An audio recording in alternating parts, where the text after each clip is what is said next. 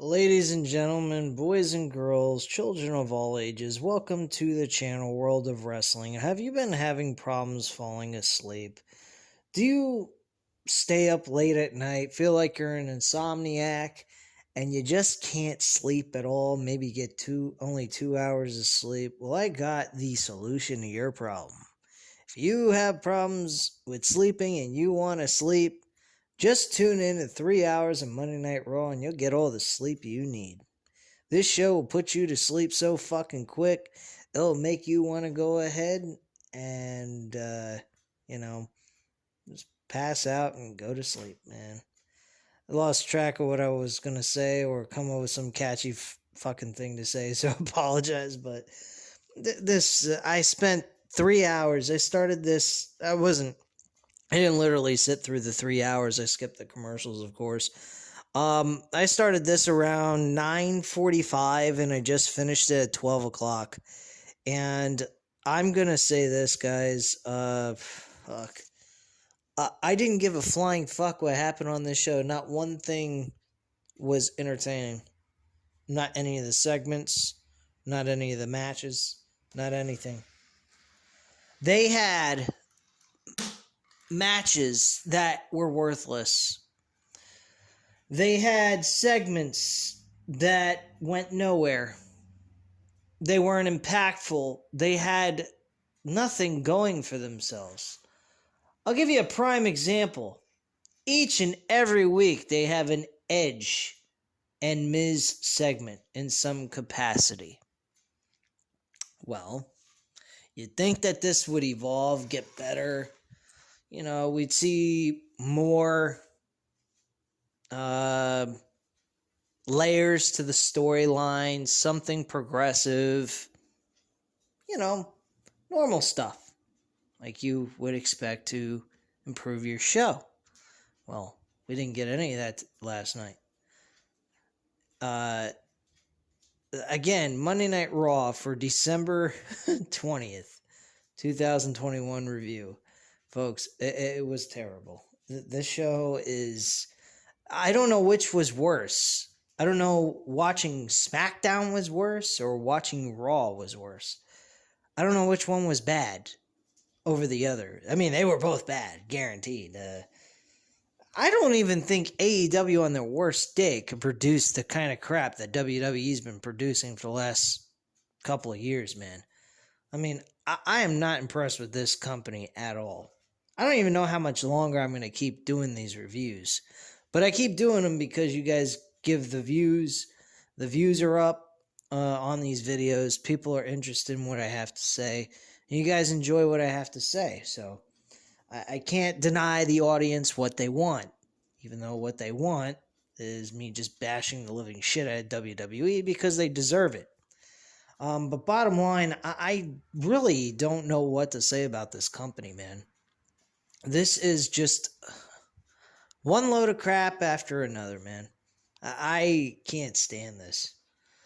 Bottom line, Miz and Edge has been the worst build I've seen, and it could have been potentially a good build towards day one, and it's not delivering anything. Last night, they went ahead, had the cutting edge with Maurice and Edge. And it was looking as if they were trying to have Edge convinced that, Maurice is done with Miz, or Miz is like pretty much his relationship with Maurice is going in the toilet. Edge didn't buy into any of this. Even though he didn't buy into any of this and he knew it was a trap, he still got his face planted in the mat. There was some hesitation to hit the skull-crushing finale. He took like about a minute just to put him into the mat so they could figure out, get on the same page so they could deliver this move without injuring Edge. And Edge is looking at him like, are you going to get the fucking move over with or what? I mean, this whole thing looked ridiculous. Completely, utterly pathetic. No build, no nothing. Next segment I would like to talk about is Liv Morgan and Becky Lynch. Becky Lynch is going back home after her segment from Monday Night Raw from last week. Apparently, Liv Morgan knows where she lives, follows her where she trains her students in Iowa, and goes into her gym. She apparently thinks that the student is actually Becky Lynch, when in reality it is not. It is someone else. And she ends up attacking a student by mistake. So the student gets attacked with a kendo stick by Liv Morgan, and then all of a sudden she realizes she attacked the student instead, and it wasn't Becky Lynch, and she was very heartbroken and felt bad that she did that. She was very shocked, and then out of nowhere, we find Becky Lynch behind her. Becky Lynch attacks her with the kendo stick, hits her several times. Finally, Liv Morgan gets hold of that. Well, actually, no, wait, hold on a second. If I remember correctly, she's holding the kendo stick on her shoulder, shocked, and Becky Lynch just takes it right out of her hand, and Liv Morgan just hands it to her. Just hands it to her. Have you ever seen anything so stupid in your life? She hands over a fucking kendo stick to her adversary. This is fucking the shit they're putting on WWE programming. So she starts whacking her with it. She eventually gets it back, and Liv Morgan gets some retaliation and attacks her. So at the end of the day, her plan kind of goes awry somewhat, but kind of not. Becky Lynch's plan went a little bit south too. So both of them were at even kill, basically, if you want to put it that way. So they're cutting the promo. She's talking about how, Becky Lynch has no remorse. She's cold, heartless bitch. And she's self-centered and self-absorbed piece of shit, basically, is what she was saying in this promo. So, Becky Lynch shows up. She comes out, she's cutting the promo, and she says, look, you can tell me whatever you want. At the end of the day, when I face you for that WWE Women's Championship and I defend this title against you, you're going to lose. And I'm going to break both of your arms. I guess, is what she said. I don't remember word for word everything these fucking people said. And I don't have my computer up to look at all the segments and get the, word for word of what they said. And really, let's be honest, guys. Do you really care? Is there anything really important on this show? Of course not. I'm just cutting a video so you guys have content on this channel. That's it. It's that simple.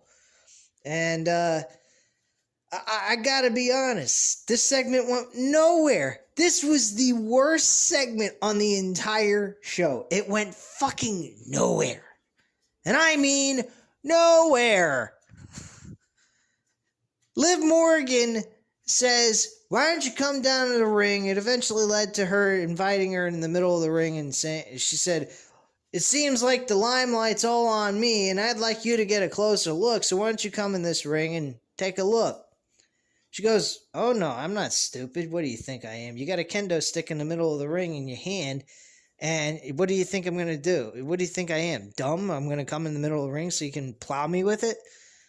And she goes, oh, no, this kendo stick's not for me. It's for you. She throws it out on the outside of the ring by where Becky Lynch is.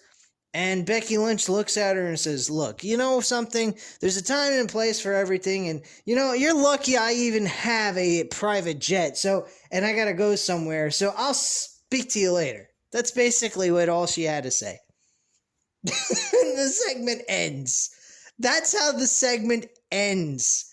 Are you fucking kidding me? Oh, Lord.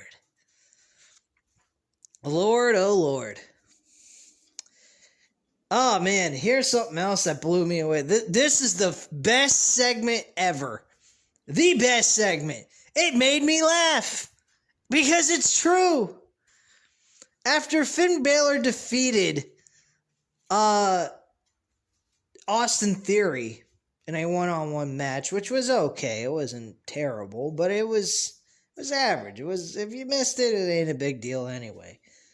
Austin Theory is called in by Vince McMahon to talk to him after he assaulted Finn Balor on the outside when he was being interviewed later on in the show. So he's talking to Vince McMahon, and Vince McMahon says, look, you know what? You did all these things, you beat him up, you got the upper hand over him and whatnot, but there's one small problem to all of this, Austin. And he goes, what's that? You didn't win the match. And he's like, okay, well, I mean, I tried to make up for it with the attack. And he goes, yeah, I like that. I thought that was good, but you didn't win the match. And because of that, I really should fire you. And he says, I like firing people. It puts a warmth in my stomach.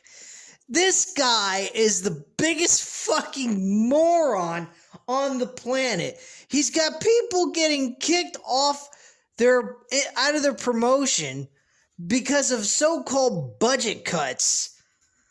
And he's talking about how he likes firing people. Well, that tells us everything, Vince. You weren't firing people because of budget cuts. You were doing it for your own self-amusement. It's that fucking simple. There was no issues with finances. You just wanted to have the ability to say, you're fired, you're fired, you're fired. I mean, I think he's fired since 2020, since the pandemic, about 100 plus people out of his promotion. And out of his company, I should say, because he also didn't just fire wrestlers. He fired other people. Marketing people, I believe. He fired all kinds of, business people, too. I mean, it wasn't just wrestlers. It was business people that lost their jobs. Writers, I believe, lost their jobs, too. This guy is firing people left and right. And he goes on national television and openly admits in a storyline he likes to fire people. I mean, Vince McMahon back in the day, yeah, he had that catchy catchphrase, you're fired, the way he says it. It was cool the way he said it. I thought it was fucking awesome the way he said, you're fired. But the thing is about him is he never openly admitted he liked to fire people. He just said it when it was necessary. This guy is firing people in real life, and then he's going ahead on national television on a televised show, basically in a way of saying, I openly admit I like to fire people. It makes me feel good inside. What the fuck? Oh my lord. So he states to him that you are going to have a rematch with Finn Balor next week on Monday Night Raw. We also have the breakup of AJ Styles and Omos. This led to Miz TV. And Miz TV with The Miz was all about kind of instigating that Omos does not want to be with AJ Styles anymore, which that's what happened later on in the show, because they had a match immediately after this Miss TV segment ended where they faced the Mysterios, Dominic and Rey Mysterio.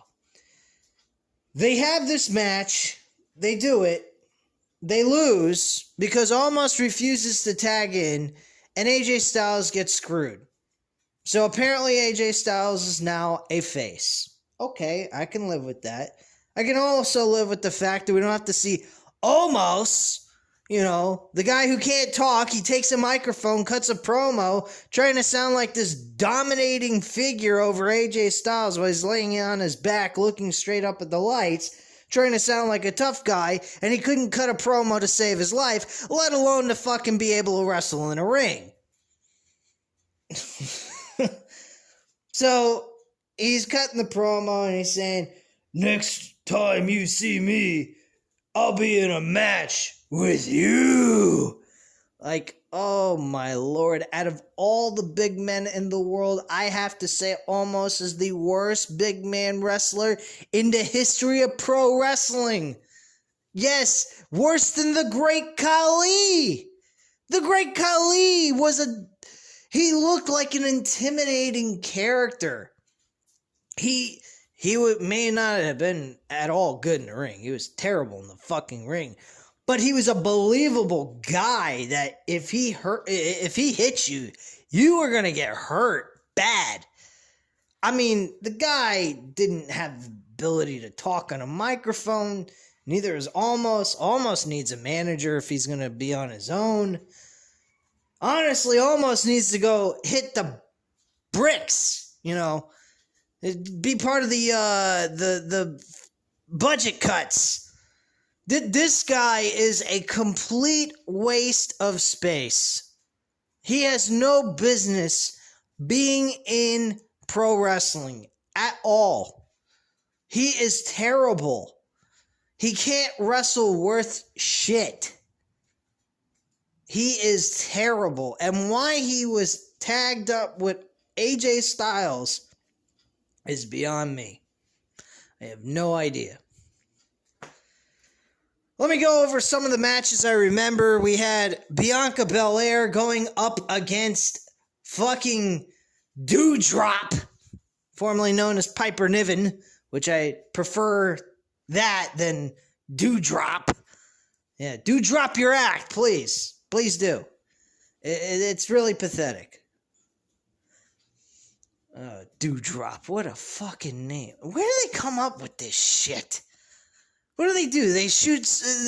What do they do? Take some hallucinogenic drugs and words start flashing before their eyes and they come up with random fucking pathetic names? What the fuck's a Doudrop? I mean, JD from New York 206, he says all the time, what's a Von Wagner? I'd like to know what the fuck a Doudrop is. Who has a name named Doudrop? Yes, please, Doudrop. Drop off the fucking television set, off of my TV at least. My God, what a fucking pathetic name. Bianca Belair wins her match with the Kiss of Death, the KOD, and it was impressive. I gotta give her credit, but I will say this. Outside of that move being performed, the crowd was fucking dead. The crowd, I think, even was booing the match at one point. This was pathetic. Doudrop, Piper Niven, whatever the fuck her name is, she doesn't fit the bill in the WWE. Hell, the WWE doesn't fit the WWE anymore. The WWE is dead. They are fucking dead in their tracks, man. They got nowhere to go. They're like deers with their eyes in the headlights, man. It's a deer staring straight into the headlights and the car's coming straight at them and they're about to become roadkill. Because I'm telling you what, folks, if AEW can't put them out of business, I know who will. It's themselves. Because they fucking suck. I mean, they suck beyond belief. Oh, fuck. Illogical booking, unintelligent programming, just nonsense upon nonsense and wasted out garbage. Damian Priest had a match. He had a championship contenders match with Dolph Ziggler. You think he would have won his match? Of course not. He loses by countout because he's too busy worrying about Bobby Roode. He's worried about Bobby Roode, who's not even part of the match, because Bobby Roode took his leg, swept him, and he fell backwards on his head on the outside of on the ring apron, and then fell to the floor. That made him mad. Okay, I understand that. You'd want to get a little bit of retribution for that. So he attacks him, hits him, but continues to hit him with these terrible fucking hammer fist punches that don't look effective at all, and it looks like fucking garbage. And he gets counted out because he's not paying attention to what the referee is doing with the count out. Great. So he loses. Dolph Ziggler is getting a championship opportunity now. That means nothing. And shouldn't mean anything because he shouldn't be challenging for the fucking US Championship. At all. Aren't these guys supposed to be tag team challengers? Aren't they supposed to be going after tag team gold? Not the fucking, singles titles? I mean, this is pathetic. One nonsensical thing after another. Randy Orton had a decent match with Chad Gable. Chad Gable ate a RKO for the end of the match. Matt Riddle was not there. And Chad Gable, I have to give him so much credit for the selling of the RKO move that was delivered to him. He should get an award. He went skull first. I mean, skull first. He didn't land flat on his stomach. He went fucking directly on the top of his forehead and down on the mat. It looked devastating the way he made that move look. That was a great sell by Chad Gable. I give him all the credit in the world to making that move look even more devastating than it normally is. And he did an excellent job. Terrific job by Chad Gable. And a round of applause to Chad Gable and Randy Orton for producing a pretty decent match. Not that this really matters at all. They're tag teams that are going in singles competition against one another. Just boring, formulaic bullshit by WWE. Big deal. Moving on. Beginning of the show, I'm just kind of jumping all over the place here, so bear with me. I'm trying to remember every little segment on this fucking piece of crap show. So Bobby Lashley is cutting a promo with MVP, and they talk about how he proved and earned the right to be in the WWE Championship, and he was all happy and gloating about how badass he is and all that shit. Big E comes out and he says, look, you know something that's funny? You happen to go ahead and win this match, but your friend over here, MVP, decided to take a fucking cane and hit me in the back of the leg with it, and that's how you want to win a WWE Championship? An opportunity at WWE Championship, huh? And he goes, well, you know, I did say that if I couldn't beat you, Big E, I would go ahead and if you couldn't beat me... Well, actually, MVP said if Big E can beat Bobby Lashley, then MVP can guarantee that he could beat Big E. I'm getting all this mixed up. I apologize. I mean, after watching this shit, it kind of really tired me out. It was boring as fuck. How can you blame me? So they look like they're trying to initiate a match between Big E and MVP. MVP standing there with the fucking cane in his hand, getting ready to whack the shit out of Big E. And out of nowhere, while Bobby Lashley's on the outside just watching the action, the Kevin Owens and Seth Rollins attack Bobby Lashley. Now, they attack Bobby Lashley, but I do believe Big E comes to Lashley's rescue. And why he does this, I have no idea. Now, I might be wrong. The Seth Rollins and Kevin Owens may attack Big E, and then Big E just got involved to help out because he was attacked. I'm not quite remembering exactly what occurred, but I do believe that Seth Rollins and Kevin Owens went after Big E as well, which I don't know why they would do such a dumb thing like that. Leave Big E alone. He has nothing to do with this. You all share a common bond in one thing. You guys hate Bobby Lashley. You see him as a threat. You see him as somebody that doesn't belong in this scenario, and he doesn't. Bobby Lashley does not belong in this WWE Championship match. He was nowhere around this storyline until the last minute. He was just thrown in there like a fucking wrench. This is retarded. There shouldn't be a fatal 4-way. It should be a triple threat match. Kevin Owens had a storyline going on with Big E. So did Seth Rollins. They had 2 storylines going on at the same exact time. And Kevin Owens weaseled his way into the fucking championship. The championship match at day 1. So that made sense. But Bobby Lashley, on the other hand, being added to this mix makes no sense to me at all.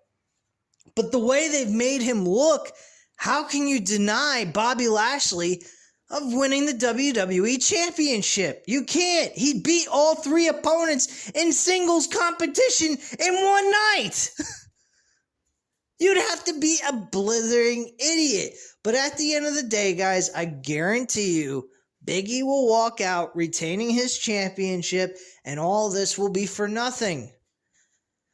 Bobby Lashley did everything he needed to do to get into this match based on the stipulation of what the Adam Pearce and Sonya Deville put in front of him. He overcame all of that, and yet at the end of the day, he's going to have to go ahead and lose. So why install him into this fucking championship matchup if you have no business in making him WWE champion again? Yeah, granted, it is kind of stupid that you're reverting right back to where you started in the beginning of this year, but let's make some sense out of this. You just had him beat last week all 3 people, all 3 of the guys that are involved in this triple threat match that you now turn into a fatal 4-way. So why not make him win the damn championship to begin with? And if you really want to get technical, have him beat Big E clean and walk away the WWE champion. They're not going to do that. They are not going to do that because they have no intention of doing that. This company is hot and cold. One minute they're really wanting to force a guy up your ass, and then the next minute they drop you like a bad habit out of nowhere. The whole thing is fucking ridiculous. Bobby Lashley ends up winning. They actually set a match after Bobby Lashley and Big E got the advantage over Seth Rollins and Kevin Owens at the end of this segment in the beginning of the show. And Adam Pearce and Sonya Deville decide to make this a tag team matchup. And they're claiming this is going to be the biggest unique tag team match in all of WWE. Everything with them is unique, awesome, the best of all time. No, it's not the best of all time. It's the same repetitive bullshit over and over again. There's nothing unique about this. It's all the same crap. I've seen this shit done in the Attitude Era, the Ruthless Aggression Era. At least back then, the characters were entertaining and they could talk for themselves. They didn't have people writing their own words for them. Then they have to regurgitate it word for word in the middle of a fucking promo. They sounded like themselves, like normal human beings. Here, they don't sound like normal human beings. They sound like a bunch of blithering idiots. Like children on a fucking playground. Talking a lot of shit and going nowhere with it. I mean, come on, man. This is bullshit. What else? What else happened on this show? I can't remember all this fucking crap, and pretty much I don't really give a damn. Rhea Ripley beats Zelina Vega, the Queen Zelina Vega. She comes out with a British accent again. Like, would you drop the accent, please? Booker T had that accent. You know, a long time ago, back in the mid-2000s, my friend and I, we were in high school then, we're talking about Booker T.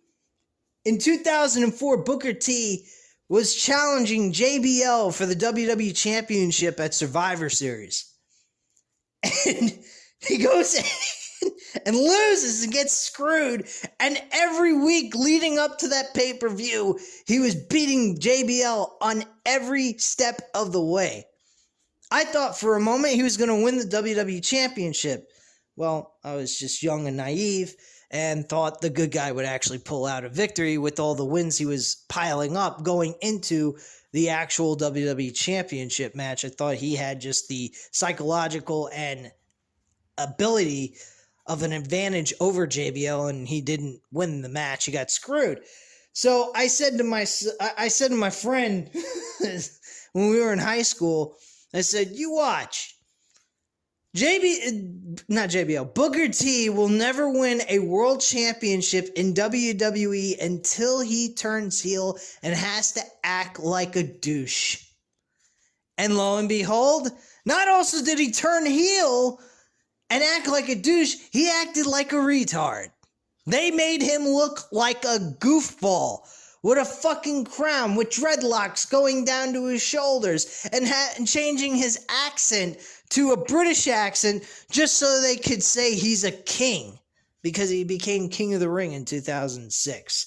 Then he beats Rey Mysterio for the World Heavyweight Championship in the Great American Bash pay-per-view, which probably one of the worst pay-per-views outside of Battleground 2017, and just recently Survivor Series of 2021. I think Survivor Series 2021 was by far the worst pay-per-view of all time in wrestling history.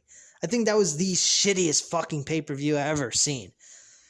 And there's probably maybe others people would debate with me on that, and if you want to debate, fine, I'm all cool with that. Getting to the point, Booker T had to lead to a point where he had to act like a blithering idiot just to become a champion. We got Zelina Vega doing the exact same thing. She was losing all the time, doing absolutely nothing. Wasn't all that impressive. And then all of a sudden, she becomes Queen Zelina Vega. She gets installed into the Queen of the Ring tournament. She wins the whole fucking thing, and then she's on a winning streak. And now all of a sudden, she just faced Rhea Ripley in a singles match without Carmella and Nikki Ash in the middle of the ring, and Rhea Ripley wins. Rhea Ripley wins without her partner there, and they make an announcement that she seems to be able to win without Nikki Ash's assistance. Folks, that tells you one thing. Nikki Ash is getting written off of television. Rhea Ripley is going to fade away from being in a partnership with Nikki Ash very soon.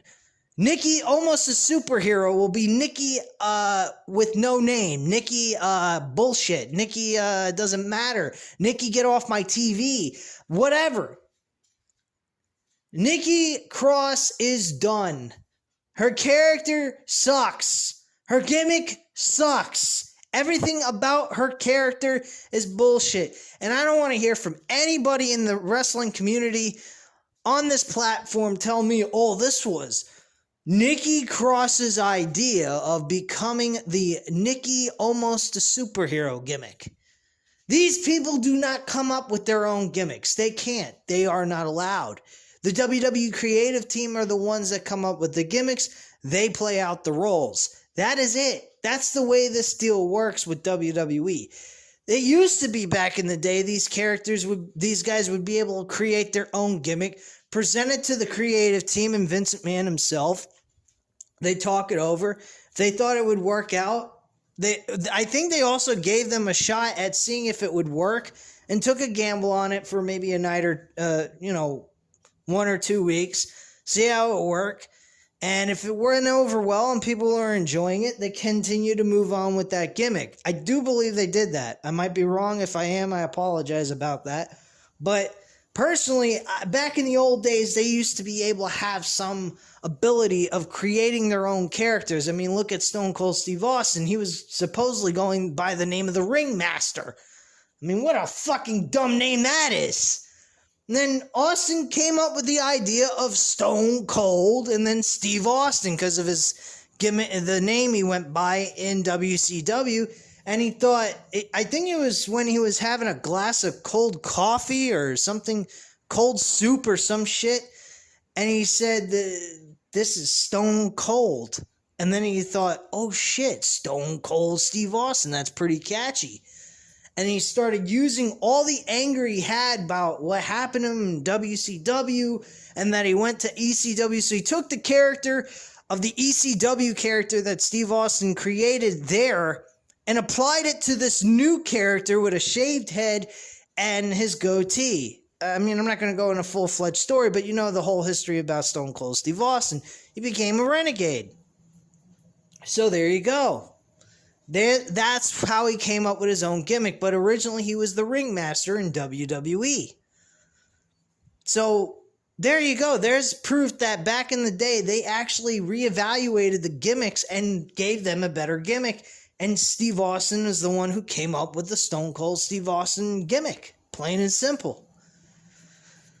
They don't do any of that stuff in WWE anymore. You do what you're told or you don't work there anymore. It's that simple. It's fucking retarded. But,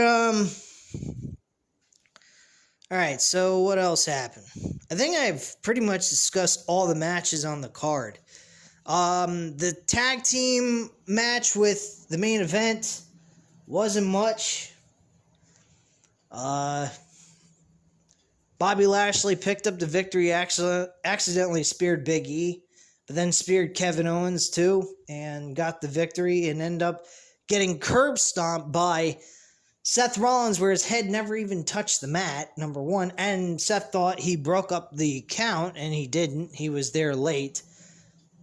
Eventually, Kevin Owens and Seth Rollins beat the living crap out of both Big E and Bobby Lashley. Bobby Lashley got a curb stomp through the ring steps. Well, not through, but on the ring steps. So he was out of commission. And at the end of the segment, before the show went off the air, you get Seth Rollins and Kevin Owens hugging each other after they handshaked. I'm going, what is going on here? These guys were wanting to kill each other at first. Now they're partners and friends? What in the fuck? What, are they going to become a tag team after this is all said and done? I really believe that's where they're going with this. Kevin Owens and Seth Rollins will become a tag team. And they will go after tag team titles and probably be the ones to defeat Randy Orton and Matt Riddle for those tag titles. Because they have no tag team division. Look, folks, there ain't much more I can say about this show to give it justice. Because there's no justice to be made for this show. This show was just fucking terrible. And I got nothing more to say.